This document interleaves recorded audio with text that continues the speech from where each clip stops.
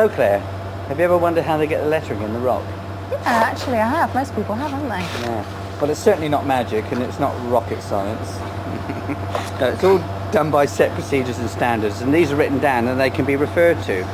So if we look here, we can see that David is taking the different layers of the coloured sugar and he's forming large letters because it's a matter of scale. And then they'll wrap the sugar mix around this and it makes a short but big cylinder of rock. And then that's placed in a machine where it's gently rolled, and then they draw the rock out and extrude it, and it makes a very thin pipe of rock, a long pipe of rock, and it scales everything down and the lettering becomes small. Excellent. So the whole thing's a race against time. You've got 35 minutes before this will set into a solid lump.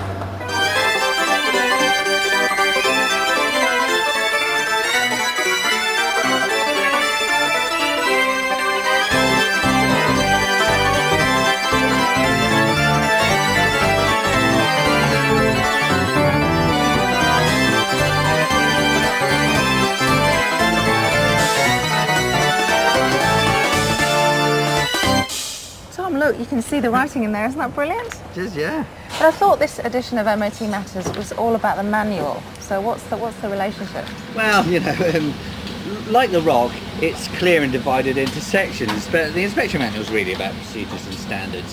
I mean, most things in life are influenced by procedures and standards. So from Blackpool Rock to MOTs, almost all are there to ensure that things run smoothly. Okay, now I know there have been some changes to the manual and some deletions as well, haven't there? Yeah, from the outside it looks exactly the same, but inside the vehicle inspector have included past special notices and instigated changes that have been brought about and highlighted by feedback from authorised examiners and testers, and so the end result is an inspection manual that's fully updated and easy to use.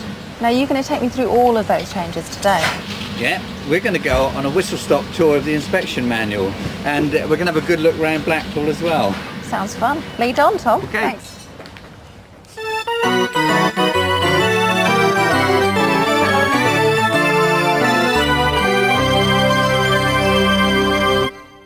Right, let's start at the beginning, the introduction.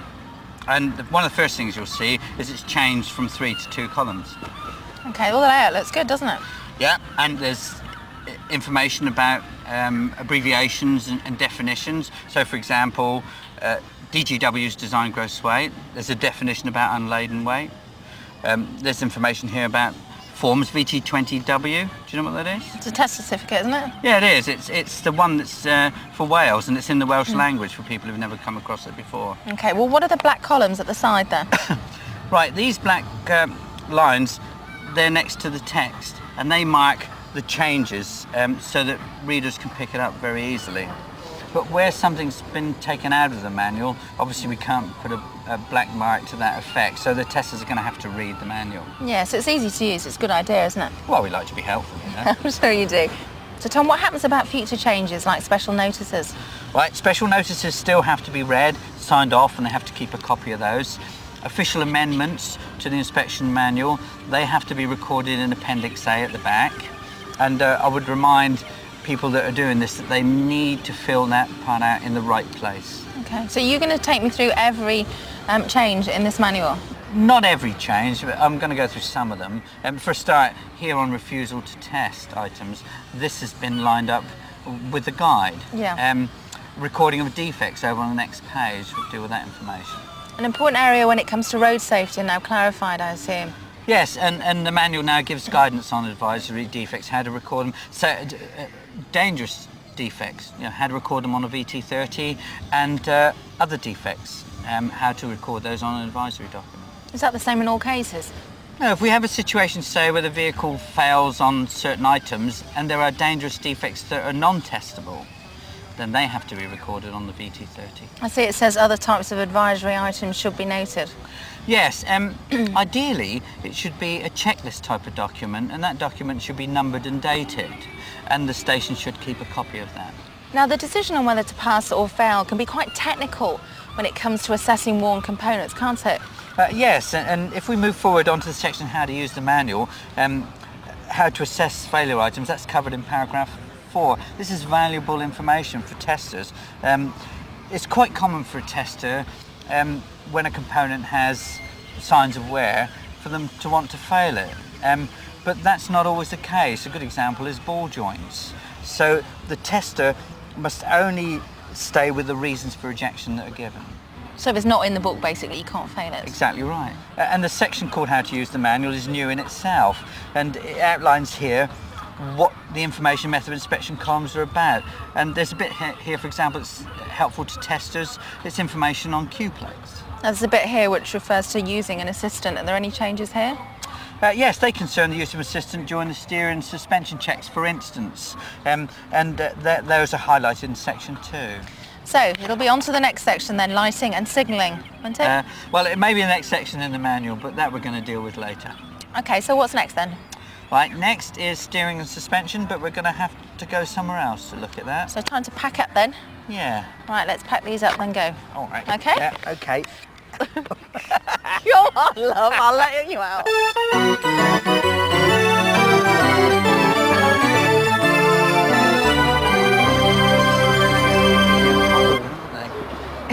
It looks lovely.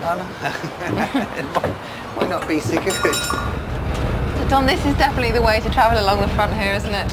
Oh yeah, this is grand. This will do me nicely.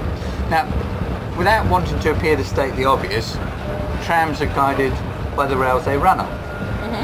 So some of this content of the next section doesn't apply to them, and that section's steering. But they've obviously got suspension. Oh yeah, they've got two types of suspension. There's primary suspension, which is on the wheels, and then there's secondary suspension, which is between the bogie and the body. You know everything, you do you? What about this manual then? Oh right, yeah. Well, in section 2.1, which is adjustable steering columns, we've now included a method of inspection and a reason for rejection. Okay, well that's actually steering controls, isn't it? What about the actual steering system? Right, in section 2.2, we've now added a reason for rejection that deals with rear wheel steering when it's inoperative. And then of course there's power steering, section 2.3. The information column tells us that that section applies to all types of power steering. So testers need to remember that includes electric powered steering, assisted steering, which is EPAS. In suspension general, 2.4, there was a note, testers will remember, that referred to sections of the body that were solely for a shock absorber mounting. Well, that note's been taken out. So those parts of the body are now prescribed area. But we'll be giving further information about that on a video we'll be doing in the future. Okay. And then there's bonded suspension units. Bonded suspension units, what are they then? Bonded suspension units, it tells us in the information column, they are the actual spring units. Right. These are the rubber cone units that are fitted to earlier Minis, for example. Okay, now before you talked about the use of an assistant. Yeah, this applies very much so in the suspension section.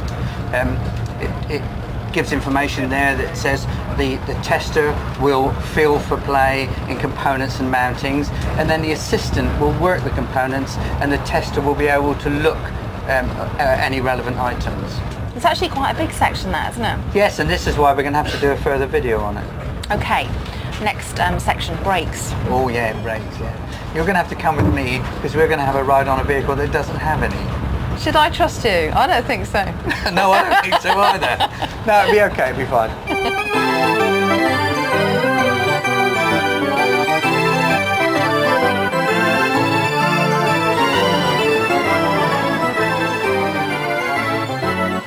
You alright then, my love? Yes, I am. I've got to get me doings here. Supposed to see the eyeballs in I there. wasn't expecting that. And off we jolly well go. We couldn't come to Blackpool without coming to the bridge. Now could we stop? If you say so. I think I could have done with a weather. Oh dear. I'm so wet. Thank you so much. Tell me when we're going to get that wet. Right, now we're standing nice and still. I want to talk about section 3.1, method of inspection 7. Now that used to state that the reason for rejection prescribed area applied to the structure around the park brake lever mountings. It now covers the whole of this system, hence the phrase mechanisms or any associated mountings. Okay, so you mentioned there the park brakes. What about the foot brake? Does that operate on all the wheels? Right. Vehicles first used on or after the 1st of August 1968, they have to have brakes that operate on all of the road wheels. And so we've now included a reason for ejection in section 3.3 for this. Okay. On a similar point in the brake performance section, there was a reason for ejection that said a low effort recorded on any road wheel that clearly indicates the brake's not functioning correctly. That's now changed, and it says little or no effort recorded on any road wheel, etc., etc. Now, I believe there's been a special notice incorporated regarding rotating the wheels with a vehicle with ABS. Yes, there has. There's also information there for the tester to tell them what to do if there's components missing and the light is still following its correct sequence. There's another one in here in section 3.6. There's a reason for ejection for brake hoses that have excessively corroded ferrules. Now, you referred to before using an assistant with regards to steering and suspension. Does that apply to this section on braking? Yes, in the mechanical components section, information tells us that we'll need to use an assistant to operate the park brake when the tester's carrying out under bonnet, under vehicle checks, whichever is necessary. So what else then, Tom? Right, in section 3.6, there's a reason for ejection concerning pumps and compressor drive systems. The manual's now more specific. It talks about presence and condition of drive belts. What about performance? There's information on page 21 in brake performance section, tells the testers what to do with vehicles that are not included on the brake data chart list. And of course we go into more detail about this in previous videos. Braking news and will it stop? Yeah, but now we've got a mode of transport lined up that definitely hasn't got any brakes. Oh yes. But it's got procedures and standards about how it operates. Sounds interesting. Lead on, Tom. Okay.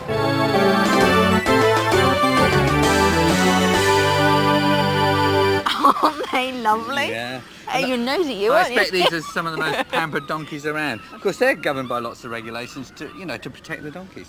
You're going to come out with one of your links now, aren't you, Tom? You're going to compare horseshoes and tyres or something, aren't you? Well, I happen to think my links are quite good. And in section 4, tyres and wheels. I knew that was coming. Not a great deal has changed. So instead, we'd like to highlight something that we haven't changed. And what I'm referring to is tyre size, ply rating and load index. We know there's lots of new tyres and many aren't included in the table.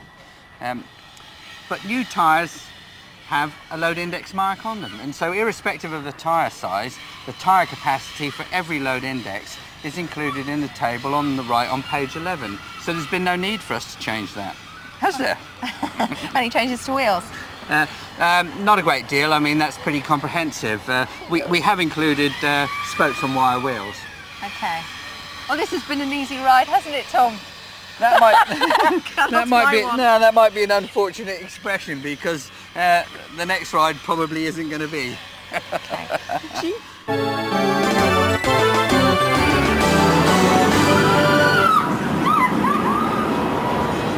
I'm really not sure about this. Go on, you'll be fine. Okay, I'll go by your judgment. Hey, say goodbye, Tom. Goodbye, Tom. Oh, bloody. Oh my God.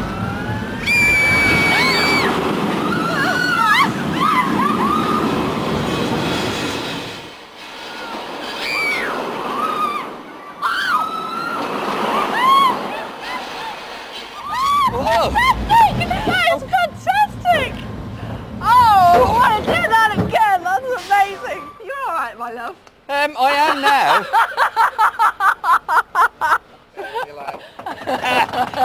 At least you didn't scream like me. No, I don't know. Speechless springs Come on, to I'm mind. holding your Oh, hand thanks. still. Thanks. Are you still speaking to me then? Well, Tom, I'm certainly glad that that had brakes and is Yeah, governed me by too. standards and procedures, as UVI boys would say, especially when it came to the seat restraints, thankfully. Yeah, and that takes us nicely on to seatbelts in section 5. So what changes have we got here then? Well, firstly, there are some additions to the type approved listing on page 9. However, I want to talk a bit about vehicles that have more than 8 but not more than 12 passenger seats. And these are vehicles that were first used on or after the 1st of October 2001. These are covered in Special Notice 9/2002. I know there's lots of numbers there. So what about those then? Right, a couple of things. Firstly, they're not required to have a seatbelt installation check. They're tested as any normal Class 4 vehicle. Right. And secondly, it's mandatory on any forward or rear facing seats to have seatbelts fitted. So where to next then, Tom? Well, now we're going to go back to the tram depot. Okay, I'll lead the way this way. Righty-ho.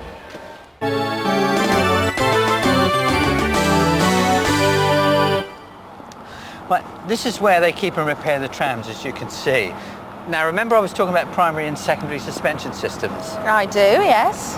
So, as I said before, when I was talking about secondary suspension, you can see that quite clearly here. So the tram body rests on that. The body is on an underframe or chassis. Like most modern vehicles, the later trams are a monocoque construction. So this is where we talk about section 6. Oh, well and done. Body and structure. Yeah, well done, yeah. Now, section 6 has been reduced. So, for example, fuel systems, exhaust systems have been taken out. And section 6 now deals specifically with body structure and items like registration plates and vehicle identification numbers.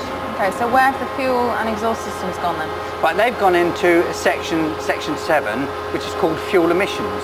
Right. And there has been an MOT Matters video on that. It's called Emission Possible. So what are we doing with section 7 now then? Right, section 7, there's just one thing to point out about it really. There was an Appendix B that had general information about emissions. Well, that information has been put into section 7. It's gone into 7.3 on pages 6 and 7. And now we need to concentrate on section 8, which is a new one, and that deals with driver's view of the road. Okay.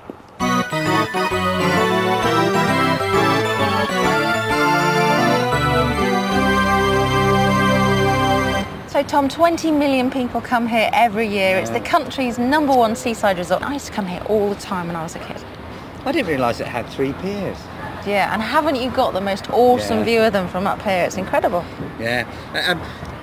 I thought it'd be a good place to do driver's view of the road, which is section 8, because you see every road in Blackpool here, can't you? Fantastic. This is a new section, and what it's done, it's got some of the items that were in section 6, and that's items like mirrors and windscreen washers and wipers and windscreen. There's also a new subsection in there, which is bonnets. Okay, well, as with any new section, there'll be another MOT Matters video coming out to explain all. There certainly will.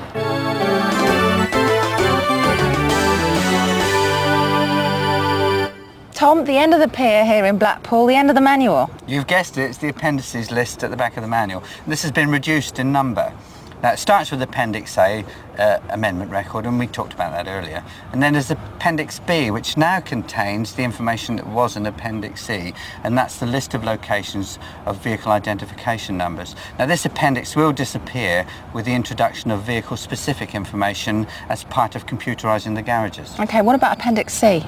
Appendix C, that's structural integrity and corrosion. There's a couple of points that have been expanded on here. For instance, severe distortion and continuous seam weld. Well, we've got to the end of the manual, but we haven't yet done lights, have we? No, well remembered. Why don't we wait until it's dark?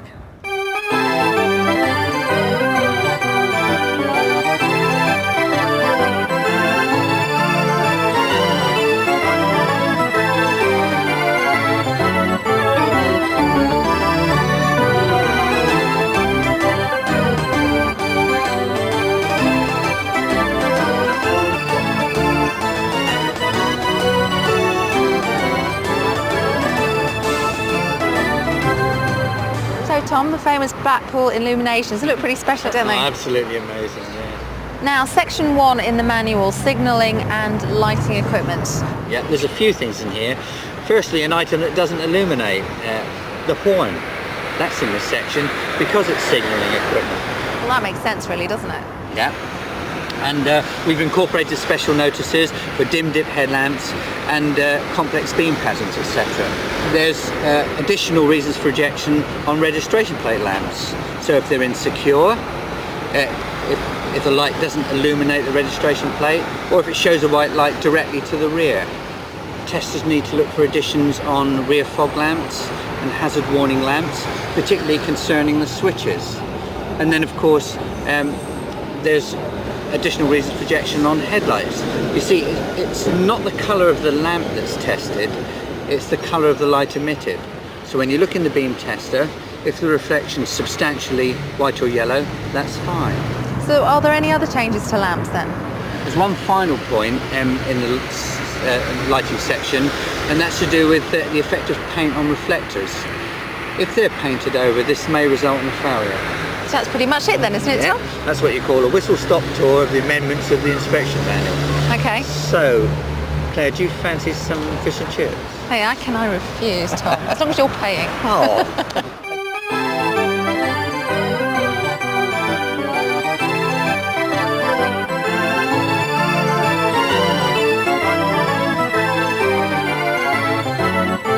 You know how to show a girl a good time, don't you, Tom? That's because I know how to show a girl to the chippy.